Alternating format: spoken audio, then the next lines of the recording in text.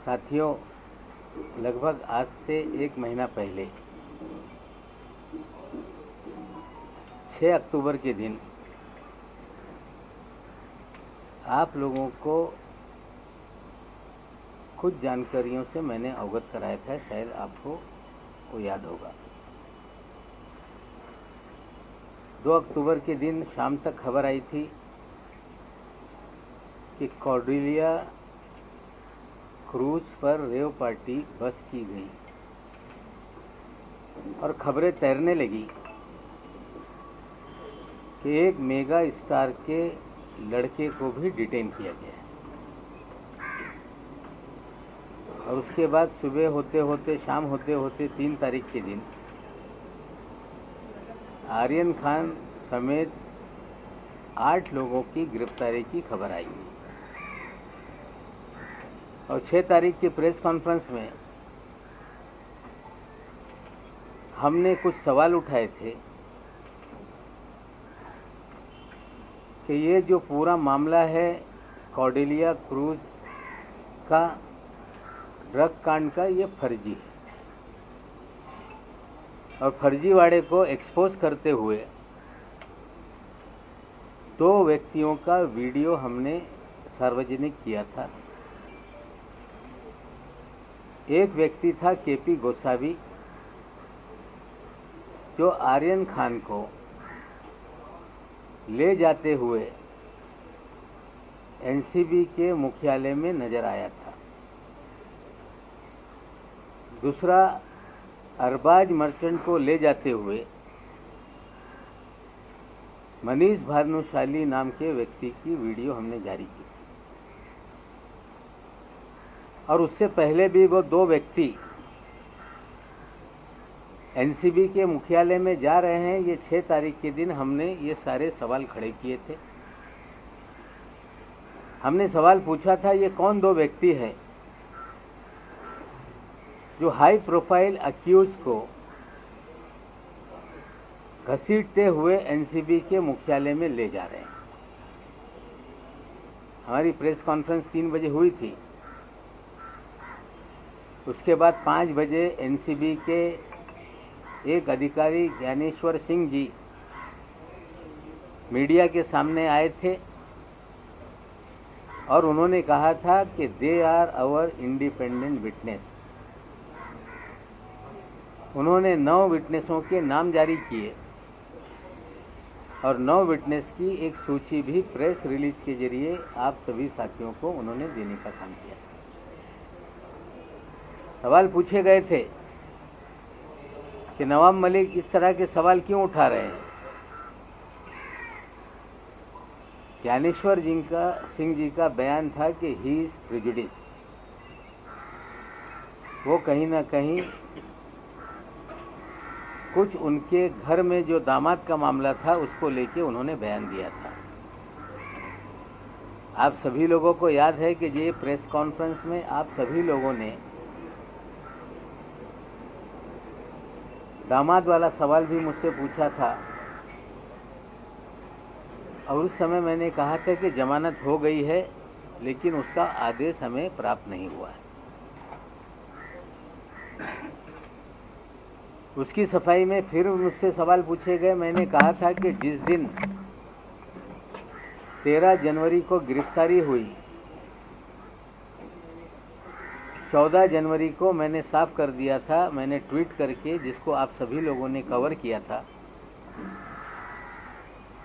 कि कानून से बड़ा कोई नहीं, कानून अपना काम करेगा और देश की न्यायपालिका पे मेरा पूरा विश्वास है।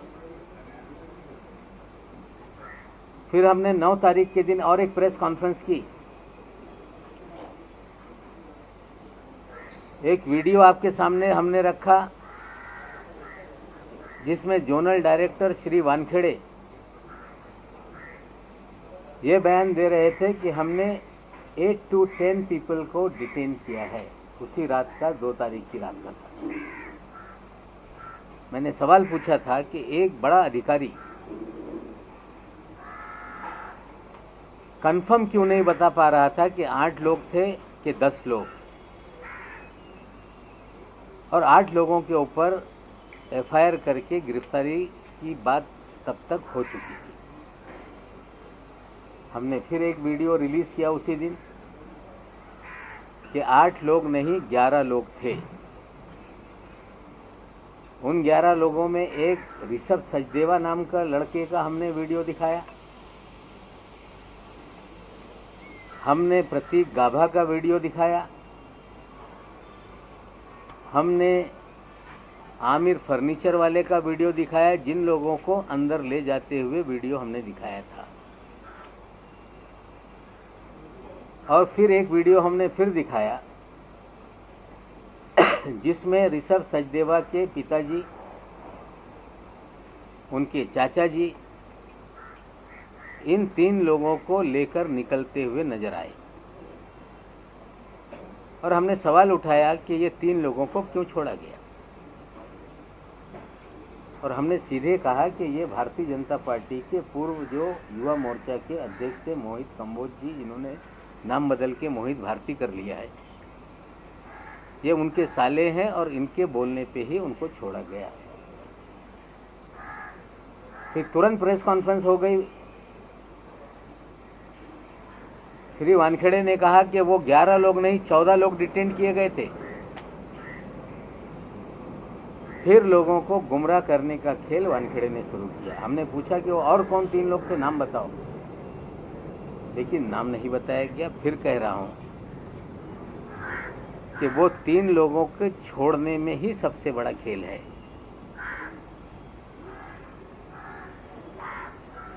जिस दिन मैंने ऋषभ सचदेवा का नाम सामने लाया, मोहित कंबोज जो 1100 करोड़ रुपए का बैंक फ्रॉड का एक्यूज है,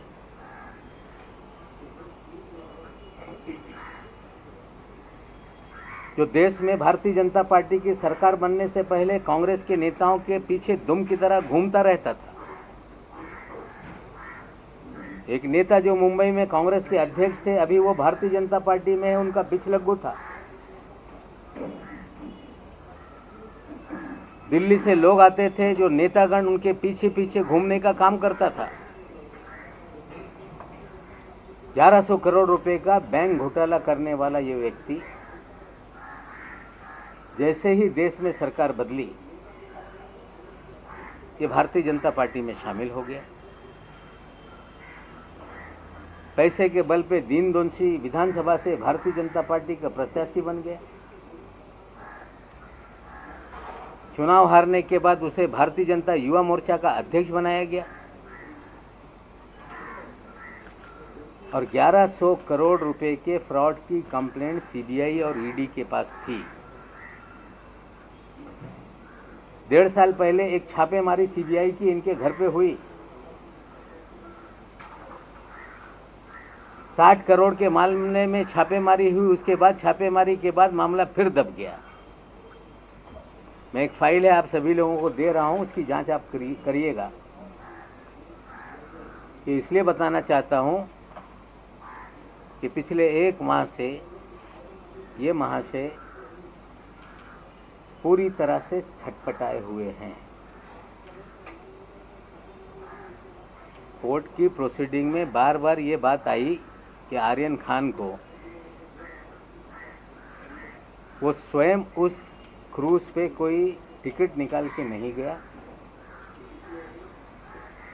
उसे प्रतीक गाभा और आमिर फर्नीचर वाला के जरिए वो वहां गया। मैं सीधे बताना चाहता हूं कि ये पूरा मामला किडनैपिंग का और रैंसम का है। मोहित कंबोज के साले की जरिए ट्रैप लगाई गई, वहां आर्यन खान को पहुंचाया गया और किडनैप करके 25 करोड़ की फिरौती मांगने का खेल शुरू हुआ। डील 18 करोड़ में हो गई, 50 लाख रुपए उठाए गए, लेकिन एक सेल्फी ने पूरा खेल बिगाड़ दिया। ये सच्चाई है। जो किडनैपिंग का मास्टरमाइंड है वो मोहित कंबोज है। उगाही के खेल में मोहित कंबोज ये वानखेड़े का साथी है।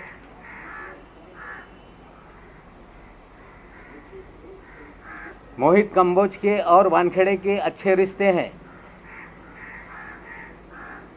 मोहित कंबोज इस शहर में 12 होटल चलाता है। मोहित कंबोज अपने होटल चलाने के लिए बगल के होटलों पे वानखेड़े के जरिए कुणाल जानी नाम का एक होटेलियर है जो बास्किन नाम का होटल चलाता है। उसके बगल में ओपा नाम का एक होटल कंबोज ने खोला और बास्किन जो पूरे शहर के क्रीम लोगों के लिए एक इटरी है, उसके मालिक के ऊपर फर्जी मामला बना दिया ताकि बास्किन बंद हो जाए। हमने कहा था कि कंबोज के और वानखेड़े के रिश्ते हैं। जल्द ही इनकी मीटिंग की वीडियो रिलीज करेंगे। नसीब इनका अच्छा है कि एक कब्रिस्तान को लेके वानखेड़े साहब बोल रहे थे कि कोई मेरा पीछा कर रहा है। मेरी प्रेस कॉन्फ्रेंस जब 6 तारीख के दिन हुई, 7 तारीख के दिन कंबोज और वानखेड़े ओशीवीरा कब्रिस्तान के बाहर मिले। हाँ, हम लोग ढूंढ रहे थे कहीं सीसी फुटेज हमारे हाथ लग जाए। वहाँ के रहिवासियों ने मुझे जानकारी दी थी कि एक गाड़ी आई थी जिसमें कुछ बॉडीगार्ड थे। एक दाढ़ी वाला व्यक्ति था, उनसे मिला था। इनका नसीब अच्छा है कि वो पुलिस का सीसीटीवी बंद था, हमें वो मीटिंग का सीसीटीवी नहीं मिल पाया।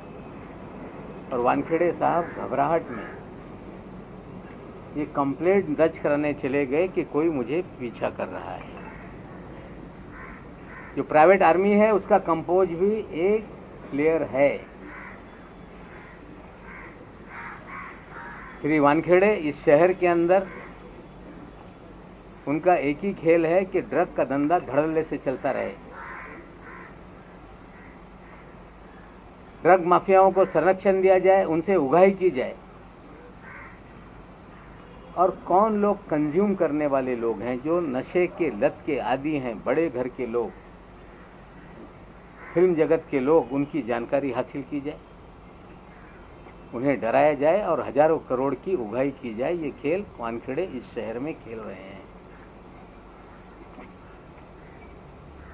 18 करोड़ का मामला इस्टेब्लिश हो गया है। प्रभाकर साइल, जिसने आकर पुलिस के सामने एफिडेविट देकर अपना बयान दर्ज कराया, आप साथियों ने दिखाया। और मुझ पे आरोप बार बार 2 प्लेयर को वानखेड़े आगे कर रहा है। एक का नाम है सैम डिसोजा, सैनियल डिसोजा, जिसके बारे में कुछ चीज़ें बाद में मैं दिखाऊंगा। गौरव करने के लिए सैम डिसोजा आगे आ रहा है। और कंबोज जी ने कल प्रेस कॉन्फ्रेंस करके हमने कहा था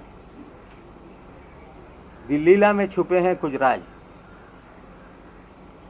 उन्होंने लगा कि एक दिन बाद ये सारी चीजें नवाब मलिक बोलने वाला है तो कल हम ही बता देते। हाँ, अच्छा किया आपने बता दिया। प्राइवेट आर्मी की प्रेस कॉन्फ्रेंस कल हो गई। सैम डिसोजा का वीडियो चलाया गया